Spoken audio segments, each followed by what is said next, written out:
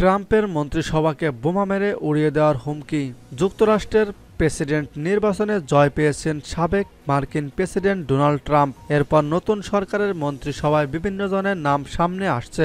এরই মধ্যে ট্রাম্পের মনোনীত বেশ কয়েক মন্ত্রীকে বোমা হামলার হুমকি দেওয়া হয়েছে।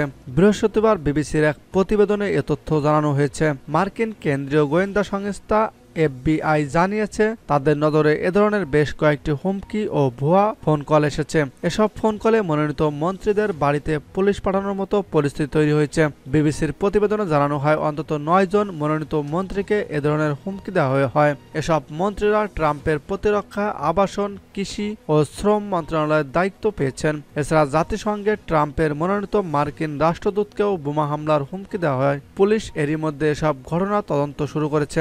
ট্রাম্পের ট্রানজিশন টিমের একজন মুখপাত্র ক্যারোলিন লেভিট জানান, ট্রাম্পের মনোনীত ব্যক্তিরা এবং তাদের পরিবার হিংসাত্মক ও বিদেশি হুমকির লক্ষ্যবস্তুতে পরিণত হয়েছে। এসব ব্যক্তির নিরাপত্তা নিশ্চিত করতে আইন শৃঙ্খলা রক্ষাকারী বাহিনী দ্রুত পদক্ষেপ নিয়েছে বলেও জানান তিনি বলেন, কোনো ধরনের বিপজ্জনক আক্রমণ রিপাবলিকানদের নির্দিষ্ট লক্ষ্যবস্তু থেকে দূরে রাখতে পারবে না।